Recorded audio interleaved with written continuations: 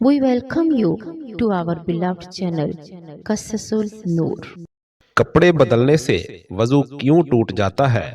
حضور اکرم صلی اللہ علیہ وآلہ وسلم کے بتائے ہوئے وہ 10 کام کون سے ہیں جن سے وضو ٹوٹ جاتا ہے؟ نمبر 1 پہ آج ہم آپ کو بتانے جا رہے ہیں وہ سب کچھ جو اکثر لوگ روزمرہ زندگی میں کرتے ہیں مگر انہیں یہ معلوم نہیں ہوتا کہ اس سے ان کا وضو ٹوٹ چکا ہے یا نہیں۔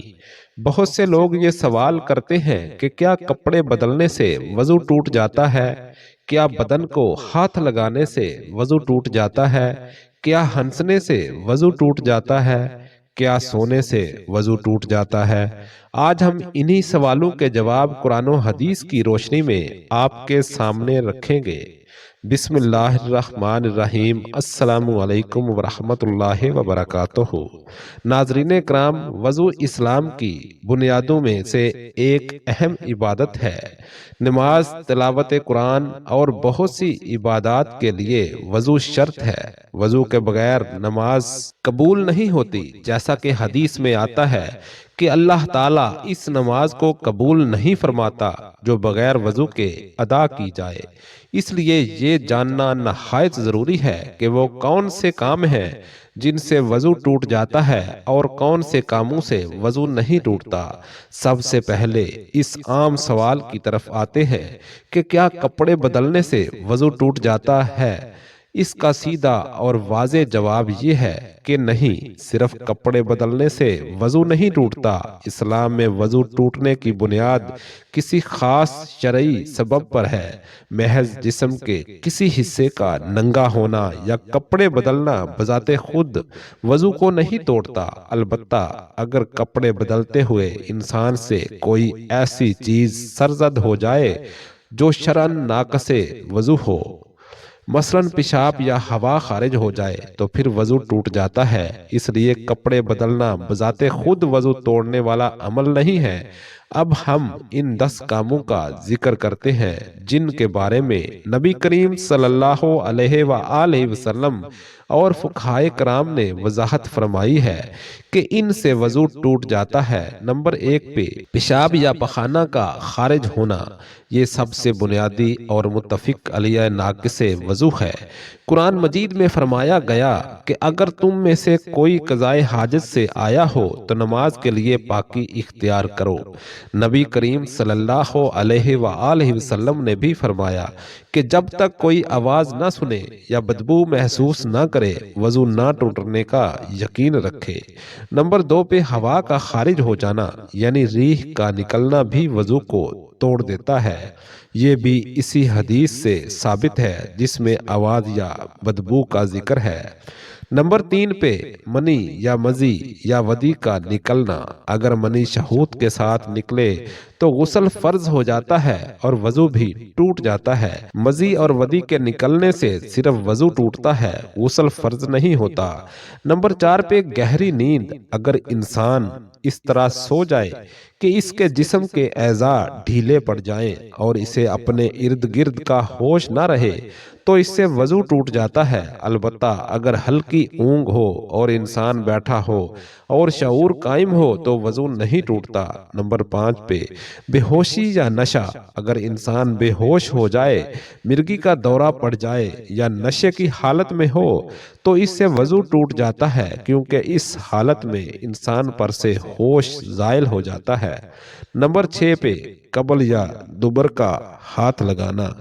اگر کسی نے بغیر کپڑے کے ہاتھ سے اپنی شرمگاہ کو چھوا تو وضو ٹوٹ جاتا ہے، البتہ بعض فقہا کے نزدیک اس میں اختلاف ہے، مگر احتیاط یہی ہے کہ دوبارہ وضو کیا جائے۔ نمبر 7 خون یا پیپ کا بہنا۔ اگر جسم سے اتنا خون یا پیپ نکلے کہ بہنے لگے تو اس سے وضو ٹوٹ جاتا ہے۔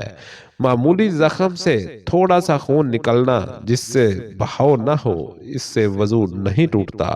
نمبر 8 پہ قے کرنا۔ اگر منہ بھر کر قے ہو جائے تو اس سے وضو ٹوٹ جاتا ہے۔ تھوڑی سی قے یا متلی کی وجہ سے تھوک میں ملا ہوا مواد وضو کو نہیں توڑتا۔ نمبر 9 پہ ہنسنا نماز کے اندر اگر نماز کے دوران زور سے ہنس دیا جائے تو وضو بھی ٹوٹ جاتا ہے اور نماز بھی، جیسا کہ بعض احادیث سے معلوم ہوتا ہے۔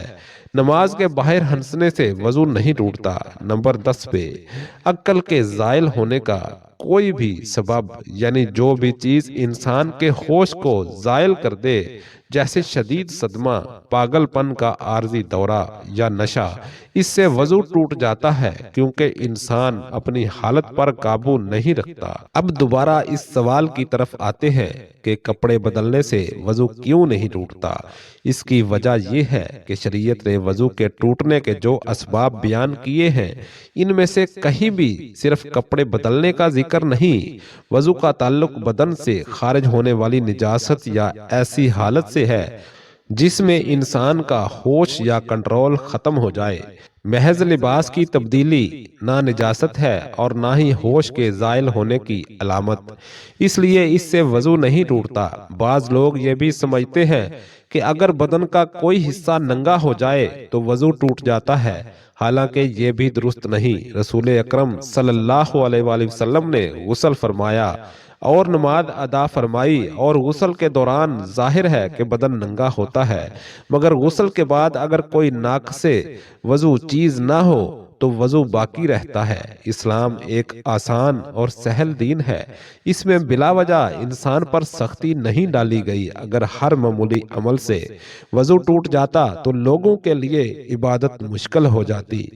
اس لیے شریعت نے واضح حدود مقرر کر دی ہیں کہ وضو کن چیزوں سے ٹوٹتا ہے اور کن سے نہیں۔ ناظرین اکرام، ہمیں چاہیے کہ ہم دین کے احکام کو افواہوں اور خود ساختہ باتوں کی بجائے قرآن و حدیث کی روشنی میں سمجھیں۔ بہت سی غلط فہمیاں صرف اس لیے پھیل جاتی ہیں کہ ہم نے مستند علم حاصل نہیں کیا ہوتا۔ وضو ایک عبادت ہے اور عبادت میں شک کی بنیاد پر بار بار وضو کرنا بھی درست نہیں، جب تک کوئی یقینی ناقض وضو چیز نہ ہو۔